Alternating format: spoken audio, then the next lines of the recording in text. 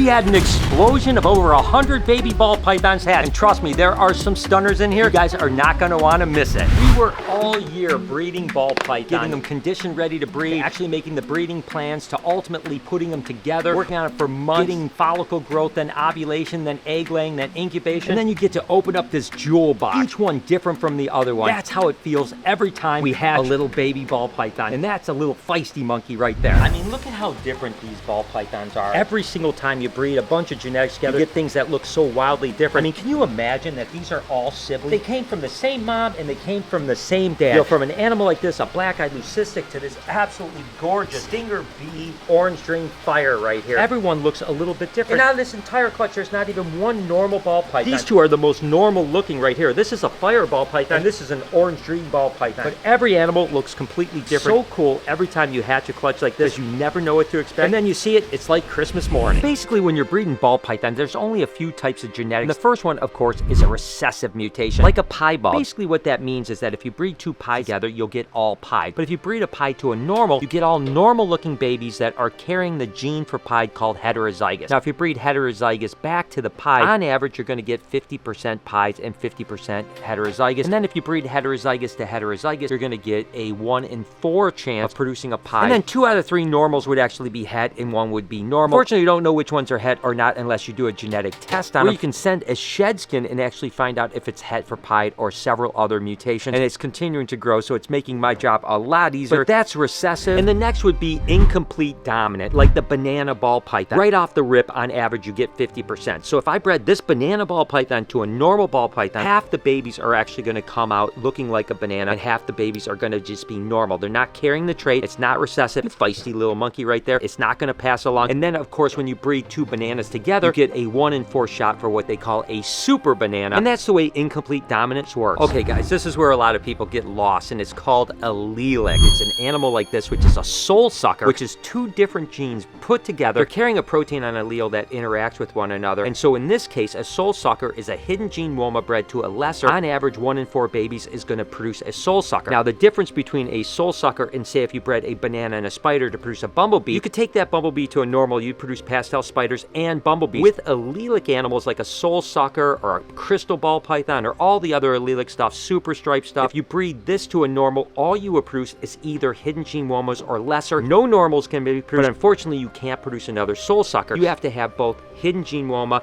and lesser breeding together in order to have the allelic animal. It gets a little bit more confusing. Those are the 3 predominant things that you have to think about when you're talking about genetics with ball pythons. Now, here's the interesting thing. Just because you breed animals that have a particular genetic, I mean, this is a crazy animal. It's a vanilla, bamboo, yellow belly, orange dream. Basically, it doesn't mean that you're going to produce that animal when you get eggs. It's an on average type of thing. When you're talking about 1 in 4, that's on an average of thousands and thousands of animals. That's called Mendelian genetics. So you could breed this animal and say, I know I'm going to get bamboos. I know I'm going to get yellow bellies. I know I'm going to get orange dreams. The fact is that you might not get any of those genes when you breed them. You could actually get 4 eggs and get 4 normal ball pythons. And that's where the genetic magic happens. You never really know what you're going to get. And now's the time to show you guys 100 absolutely amazing snakes that just hatched over the last week or so, and they're absolutely beautiful. Take a look at this one right here. This is actually a black pewter, which is a pastel and a black pastel, and it's also a bongo ball python. But it gets better. Ooh, doggy, this thing is absolutely a stunner right here. This is actually a pastel. It's a black pastel, it's a lesser, and it's a bongo ball python. And then you get into the next level, and these are actually super pastels, the same thing. So they're super pastel, black pastel, lesser, bongo ball python. And you can see what they call polymorphism in them, which they're actually the same animal as far as genetically,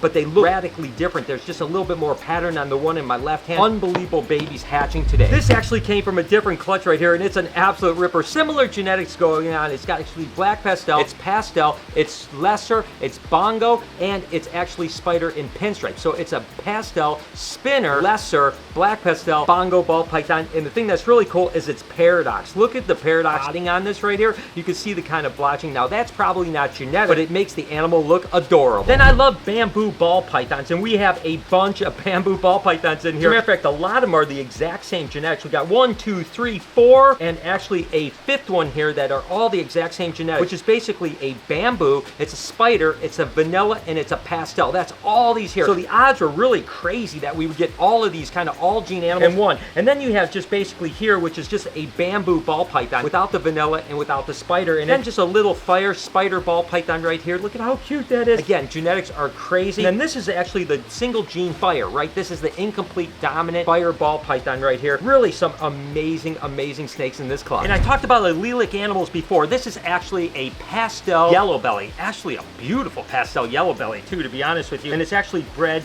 to a puma ball python. So you're gonna get a whole bunch of different things. Now, yellow belly and spark is what they call it, actually what produces the puma ball python. And we actually have two pastel pumas right here. You can see them right here. So basically you have a spark, a yellow belly, the allelic producing basically this kind of really unique animal. And then you have the pastel, which is incomplete dominant. But because there's yellow belly on the puma side and on the pastel yellow belly side, you actually got a pastel ivory ball python, which is the super yellow belly as well as pastel in it. Really beautiful animals. And then there's actually an animal in here that I find interesting. I probably threw a little bit of a monkey wrench in here. And this is actually a fire spark ball python. So I didn't even know there was fire in the actual genetics. And that's what's cool about breeding ball pythons, is sometimes you end up producing things you didn't even know you had going on, because when you're looking at a puma, you may not know that it actually has fire in it. In this case, it actually did. I love this clutch right here. You guys know that we produced the super lorry leopard ball pythons a few years back. Well, guess what? We have another little super lorry leopard ball python right here. This was actually a super lorry leopard. First time we ever bred a male super lorry leopard. It was actually bred just to a lorry leopard ball python. So in the end, we produced this really interesting, super busy patterned animal. And I've actually only produced males so far. And guess what? This is a male too. And then we just have a little lorry leopard here, and then a little lorry ball python. Because it was a super lorry leopard male, everything had to be lorry. But we only had 3 little eggs in the clutch. I'm super excited that we produced 1 super lorry leopard this year. I think we have 1 more shot at it, which is going to be really cool.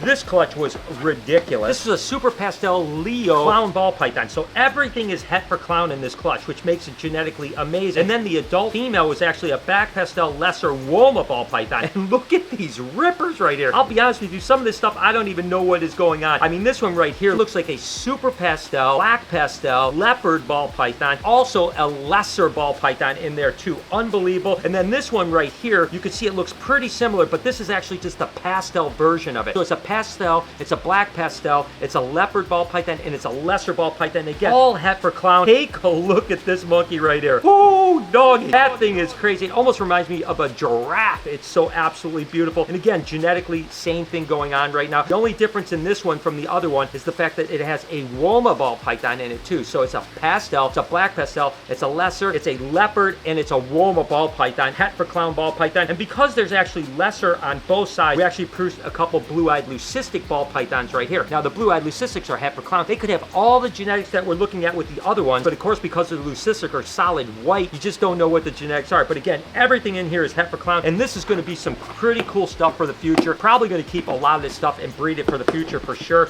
And I just love cypress stuff, right? And there's a lot of really cool stuff in here. Like this is just a pinstripe cypress. Now the pinstripe cypress cleans everything up, makes this striping really, really beautiful. We have a really nice black pewter ball python here that's also a cypress ball python. And then I really, really like this animal right here. This is actually a pastel kingpin, which is a lesser and a pinstripe, but then it's also cypress. So you've got that big, wide, beautiful dorsal stripe that makes it incredible. And this is a fire yellow belly female bred to a stinger orange dream fire yellow belly, which means we've got some crazy stuff. Of course, we have some black-eyed leucistics because there's actually fire on both sides. So again, the blue-eyed leucistic, lesser complex, Mojave complex. Fire complex for leucistics is actually a black-eyed leucistic, and a lot of the black-eyed leucistics will come out with what they call an orange paradoxing. So you see this kind of orange yellowy coloring all over, and then you can just see a little bit of it in this one. And again, this one is probably an orange dream, which is going to bring out some more of that pattern. Then we just have some beautiful animals right here. I mean, this is actually a fire, it's a spider, and it's an orange dream ball python. Absolutely stunning, beautiful. Look at the head pattern on that one. We actually have another one down here that looks the same, and actually another one. So we actually produced 3 of these guys, which are again are fire, spider, and orange dream. And the spider and orange dream stuff go together really well. Clean things up, make them really bright. As they get older, they just get better and better. And then we just have a whole bunch of different stuff like orange dreams right here, and then a few other odds and ends with spiders and orange dreams and stuff like that. Again, the orange dream stuff, absolutely beautiful. And this is another orange dream clutch, but this is actually a spider bred to a Pastavi orange dream. And this is actually a Pastavi orange dream right here. The Pastavi is actually a pastel and a Mojave, and then you've got the orange dream that makes it look so beautiful. This whole clutch is absolutely incredible. This is actually a spider, Mojave, unbelievable, and pastel. So a Pastavi orange dream spider ball python. Another one, look at that one right there. Unbelievable. Basically a pastel and a spider, which is a bumblebee. Then you've got the Mojave, which is again a Pastavi, and then you've got the orange dream making an unbelievably incredible animal. This clutch has some stunners in in it right here. And this is the example of without the Mojave, right? So basically you have a spider,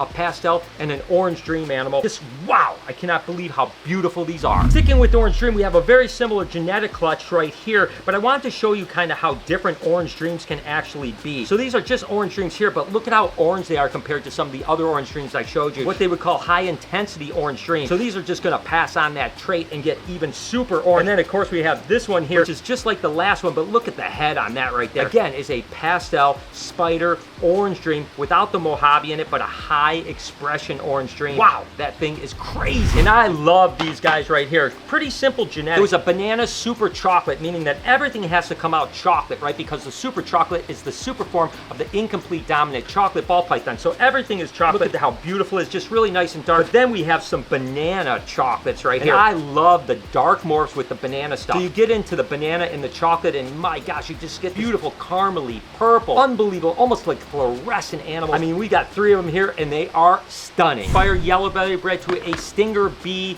OD fire, so we have some fire stuff. Now again, the stinger bee is actually enchy in there too, so we have some enchy stuff going on. But again, because there's fire on both sides, guess what? We have 4 black-eyed leucistics. Again, the fire to fire black-eyed leucistic. They could have any of the combination of animals in here, but unfortunately they're all white with black eyes. Absolutely stunning. And again, you can just kind of see right here, this is just a beautiful fire pastel yellow belly ball python. And you just start layering stuff up. Again, a fire spider yellow belly. Look at the underside of that animal right there. You can see that yellow belly in it. Matter of fact, this animal and this animal both have orange dream in them too. Boy, look at that handful of gems that I have right there. Unbelievable. And then of course, pie ball pythons. This is actually a spide, which is a spider pie. Now, when you produce a spider pie, they actually have this right here. And this is a really cool one right here. We're actually calling this one Donald Trump because it kind of got the little toupee thing going on. I don't mean to upset your Trump fans out there, but regardless, this is Donald Trump, the spide ball python right here. Actually a pastel spide ball python right here. Again, you can see just a little bit of the head pattern. Really, really cool. And then we have some pastel pies right here. We have another little spide normal right here. You can see there's a lot of differences the way that head cap is, right? And then a pastel pied right here. Another spide right here. So we really did pretty good with the spide ball python. Again, the spider pies never have any pattern on the back. They always have just the head pattern. And then a couple more things here. We got a little normal pie ball python, pretty high white, really, really gorgeous. I mean, look at this right here. How freaking cool is that? A handful of pied spides and pastel pies. And then every now and then you produce a clutch of stuff that you're like, I really don't even know what the genetics are. It's a pastel to a pewter bee lesser bongo. And there are some crazy animals in here that I literally don't even know exactly what's going to happen. I'm going to have to study these for a little bit and decide what's going on. I mean, when you come to these animals here, and in particular this animal right here, I'm looking at it really not sure what's going on with it. These all 4 are kind of like the all gene animals. So it's pastel, it's black pastel, it's another version of pastel making it a super pastel, it's a lesser, and it's a bongo ball python. But it's a little bit hard to tell because man, when you get those genes going on, it's crazy. But all I know is they are absolutely stunning. And then when you start stripping some things away, this is a black pastel lesser, and it doesn't have the bongo gene in it. So you can start seeing the difference between those when you start stripping away types of things. It's really amazing. And then you just have a nice black pewter. I mean, simple animal, pastel and black pastel together. As you can see, those are 100 absolutely stunning snakes that we hatched out. We still have a ton more to hatch, and it's such an exciting year. And a lot of these guys have future plans. So out of all those animals, there's certainly some animals I'll probably look back on and think I'm going to keep for future breeding because that clown clutch, absolutely ridiculous. Got to keep a bunch of that stuff. Super Lorry leopard here. I did sell one to my buddy Warren Klein when we first produced them. But other than that, I have all of the Super Lorry leopards. So I'll probably keep this one. It's pretty special to me. There's no doubt about that. But there will be some Lorry leopards and some other things from that gene pool that'll definitely do it. I mean, look at these animals. I mean, I don't think I'll sell any of these, to be honest. But I mean, look at these animals right here. These 2 in particular, I think these might be the same genetic or very similar genetic. I mean, I'm definitely going to keep these. I think the future plans are going to be amazing to produce clowns with this genetics in it. So those are kind of like the keepers out of everything I just showed you. Out of the 100 animals, there's no doubt that there's about 10 or so that are not going to be leaving BHB because they're going to be future breeders. And then the other 90 will go up on the BHB website. So if you guys are looking for cool ball pythons, we're about to upload about 500 ball pythons onto the BHB site anytime. BHBreptiles.com. Now, if you do pick up one of those baby ball pythons off the BHB website, you're going to ask yourself, how do I even care for if you haven't cared for snakes? Now, certainly, you know, you can keep them in a tub tub or a rack type system, that works out really well. But if you want to keep them in an enclosure like this, you can see right back here we have 83 degrees on the cold side of the cage, 57% humidity. That's almost perfect right here. And basically all you want is some, you know, some decor in here. You want some place where it can actually hide and get away. We have some greenage in here. We actually have, you know, rocket can climb underneath. So you want a hide box. You want the hot spot, which is on this side, which is about 90 to 92 degrees. It has a basking spot over here. And then again, 83 degrees on the other side. 50 to 60% humidity is what you want. You know, we use Reptile Prime bedding, which is a coconut bedding. It really absorbs humidity really well and keeps the humidity at the level we want. Obviously, you want fresh water every single day. Change that water out. And you have to feed them once a week. You know, typically, unfortunately, ball pythons oftentimes start off on live, but you can switch them over to frozen pretty easy, and they're really good. So a pretty simple setup, right? You can do whatever you want. You can go really crazy and make it real naturalistic like Helen's cage, or you can go really simplistic in a tub. That works completely fine too. One of the things that make ball pythons so absolutely amazing is how simple they are to take care of. So there you guys go, 100 beautiful new baby ball pythons. I hope that you guys enjoyed looking at them, and I hope that they'll end up going to the forever homes relatively soon. And the ones we keep will end up hanging on to for the future of breeding stock. Hope you guys enjoyed today's video. If you did, there's a playlist that you can watch all kinds of videos. You can also hit that subscription button. It would mean a lot to me. Also, hit that like button while you're down there. Have a wonderful day, Reptile Army. Remember, be kind to someone, and I promise I'll see you in the next one.